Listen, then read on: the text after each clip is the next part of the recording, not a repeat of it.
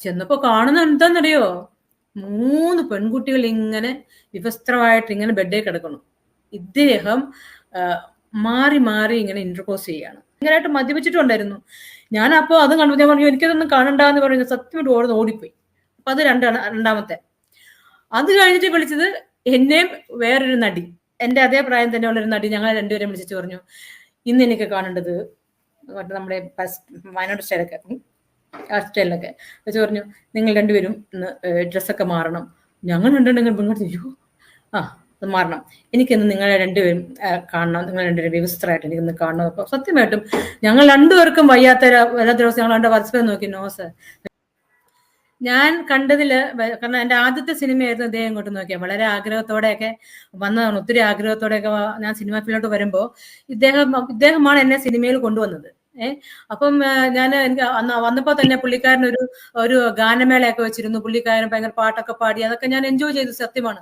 പക്ഷെ ആ പുറമേ കാണുന്ന മുഖമല്ല നമ്മൾ പുള്ളീനെ പേഴ്സണലായിട്ട് കാണുമ്പോൾ വളരെ വികൃതമായ ഒരു മനുഷ്യനാണ് ഈ ബാലചന്ദ്രൻ മേനോൻ എന്ന് പറയുന്ന ആള്.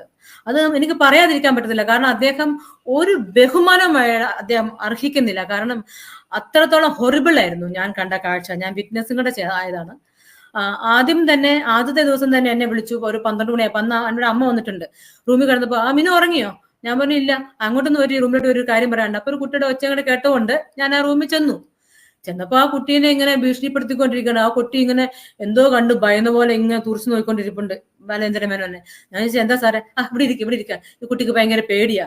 അപ്പോൾ ഞാനാകെ ബ്ലിങ്ക് അടിച്ചത്, എന്തോ വാട്സ് ഗോയിങ് ഓൺ, ഇവിടെ നടക്കണം എന്നുള്ള രീതി. ഇങ്ങനെ ഈ കൊച്ചിങ്ങനെ ഇപ്പൊ എന്തോ പേടിച്ച് നോക്കുന്നു, ഇയാൾ ഇങ്ങനെ ഭീഷണിപ്പെടുന്ന പോലെ അത് ചെയ്യുന്നുള്ള രീതിയിൽ ഇങ്ങനെയൊക്കെ ഇരിക്കുന്നു. അതൊന്ന്.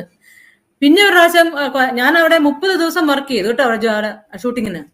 പിന്നെ ഒരു ദിവസമാണെങ്കിൽ ഇതുപോലെ രാത്രി വിളിച്ചപ്പോ ഞാൻ ചെന്നപ്പോ ഹലോ മിനു, അപ്പൊ എന്നോട് ആദ്യമേ തന്നെ പറഞ്ഞു സിനിമാ ഫീൽഡ് എന്ന് വെച്ചാൽ നിങ്ങൾ ഉദ്ദേശിച്ച വളരെ രസമുള്ളതാണ്, അത് ഞാൻ ഇൻട്രൊഡ്യൂസ് ചെയ്തുതരാം എന്താണ് ഫിലിം ഫീൽഡ് എന്നൊക്കെ അങ്ങനെ മുൻ പറഞ്ഞിട്ടുണ്ടായിരുന്നു.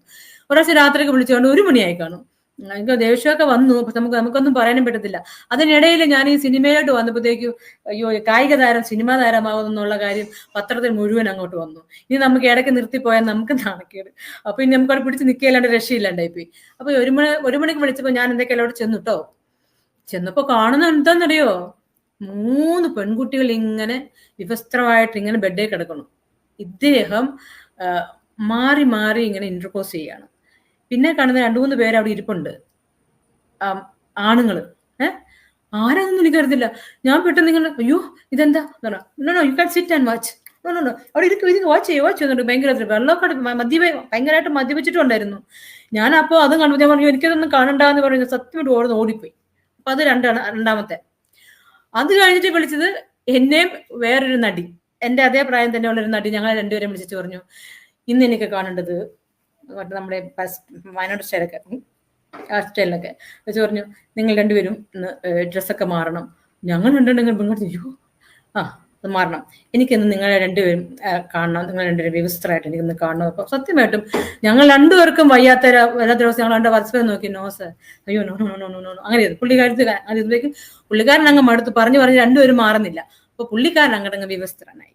എന്നിട്ട് പുള്ളിക്കാരൻ അങ്ങ് മാസ്റ്റർബേഷൻ ചെയ്യാൻ തുടങ്ങിയിട്ട് പുള്ളിക്കാരുടെ ഇടത്തോട്ടും കൊണ്ടിരുന്നു, ഞങ്ങളുടെ ഇടത്തോട്ട്. എന്നിട്ട് ആ സ്കലിനായപ്പോഴത്തേക്കും പുള്ളിക്കാരുടെ മേത്തുമാക്കി, എൻ്റെ മേത്തുമാക്കി. ഞങ്ങൾ രണ്ടുപേരും വിറച്ച് അയ്യേ സത്യമായിട്ടും. എന്നിട്ട് പിന്നെ ഞങ്ങൾ രണ്ടുപേരും ബാത്റൂമിൽ പോയി അത് കഴുകിയിട്ട് ഞങ്ങൾ അങ്ങനെ പോയി. മിനുന്റെ ഷൂട്ടിങ് കഴിഞ്ഞെന്ന് പറഞ്ഞു. ഞാൻ ഇവിടെ ടിക്കറ്റ് ബുക്ക് ചെയ്തു. 7 മണിക്കെങ്ങാണ്ട് ട്രെയിൻ ആയിരുന്നു. അപ്പൊ എന്നോട് പറഞ്ഞു മിനു ഒന്ന് പോകണം. ഞാൻ പറഞ്ഞത് ഞാൻ ടിക്കറ്റ് ഒക്കെ ബുക്ക് ചെയ്യാം, ഞാൻ പോകാന്ന് പറഞ്ഞു. ഇല്ല ഇന്ന് മിനു പ്രൊഡ്യൂസറിനെ ഒന്ന് കണ്ടിട്ട് പോകണം, റൂം നമ്പർ ഇതാന്ന് പറഞ്ഞു. അപ്പൊ ഞാനിങ്ങനെ മനസ്സിൽ പറഞ്ഞു പിന്നെ എന്റെ വട്ടി പോകും രീതിയിൽ ഞാൻ അങ്ങോട്ടങ്ങ് ഓടി. ഞാൻ പോയൊന്നുമില്ല. കാണാൻ ആരാന്നൊന്നും എനിക്കറിയത്തില്ല. പ്രൊഡ്യൂസർ എന്ന് പറഞ്ഞു, അത് പ്രൊഡ്യൂസർ ആരായിരുന്നു എനിക്കിപ്പോഴും അറിയത്തില്ല. അദ്ദേഹം അങ്ങോട്ട് നോക്കിയിട്ട് പ്രൊഡ്യൂസർ ആരായിരുന്നു. ഞാൻ പോയി തിരിച്ച് അതെല്ലാം പോയി കഴിഞ്ഞു. സിനിമ വന്നപ്പോ ഉണ്ടല്ലോ ഞാൻ ഗ്രൂപ്പിലേക്കേ ഉള്ളു. 30 ദിവസം അഭിനയിച്ച എന്റെ ഒന്നുമില്ല. ഞാൻ ജയസൂര്യയായിട്ട് കോമ്പിനേഷൻ ഉണ്ടായിരുന്നു, ആരാണ്ടൊക്കെ ഭയങ്കര ഡയലോഗൊക്കെ ഉണ്ടായിരുന്നു. അതൊന്നും കാണാനില്ല. എന്നെ കംപ്ലീറ്റ് കട്ട് ചെയ്ത് ആദ്യത്തെ സിനിമയിൽ തന്നെ. ബാലചന്ദ്രൻ മേനോനും പകുവിട്ടി, ജയസൂര്യയും പകുവിട്ടി. ജയസൂര്യയുടെ കൂടെ കോമ്പിനേഷൻ ഉണ്ടല്ലോ. അപ്പൊ അവരെല്ലാരും കൂടെ അടിച്ച് നമ്മളെ താഴെയിട്ട് കളഞ്ഞു. നമ്മൾ വലിയ ആഗ്രഹത്തോടെയൊക്കെ വന്നതാ സിനിമയിൽ അഭിനയിക്കാൻ. വലിയ നല്ല സത്യമാണ്, നല്ലോട്ട് പെർഫോം ഒക്കെ ചെയ്തായിരുന്നു. അത്രേ ഉള്ളൂ. അത് വീട്ടുകാരൊക്കെ പറയാ 30 ദിവസം പോയിട്ട് ഇത്ര അഭിനയിച്ചോളൂ എങ്ങനെയൊക്കെ ചോദിക്കും എന്നോട്. ഞാൻ പറഞ്ഞില്ല, ഞാൻ അങ്ങനെ ഉണ്ടായിരുന്നു, ഞാൻ മജീഷിന്റെ കൂടെ ചെയ്യുന്നുണ്ടായിരുന്നു, ഞാൻ ജഗതി ശ്രീകുമാറിന്റെ കൂടെ ഉണ്ടായിരുന്ന ഡയലോഗ് അതൊന്നുമില്ല. അതെ. പുള്ളി ഒരു വൃത്തികെട്ട ടൈപ്പാണ്. അയ്യോ ഒരിക്കലും ഒരു ബഹുമാനം എന്തൊക്കെയാണ് പുള്ളി എന്തൊക്കെയോ ചെയ്തേക്കെന്ന് അറിയാം. ഇതിനു മുമ്പ് ഒരു പ്രധാനപ്പെട്ട ഒരു വലിയൊരു നടിയെ, ഒരു നായികനെ 1 മാസത്തോളം റൂമിലിട്ട് പീഡിപ്പിച്ചിട്ട് ആ കുട്ടിക്ക് ബ്ലീഡിങ് ഉണ്ടായിട്ട് അതിനെ ഹോസ്പിറ്റലിൽ അഡ്മിറ്റ് ചെയ്തു. അങ്ങനെ പല പല കാര്യങ്ങൾ പലർക്കും പറയാനുണ്ട്. പക്ഷെ ആർക്കും പുറത്തോട്ട് പറയാനുള്ള ഒരു ഇതില്ല.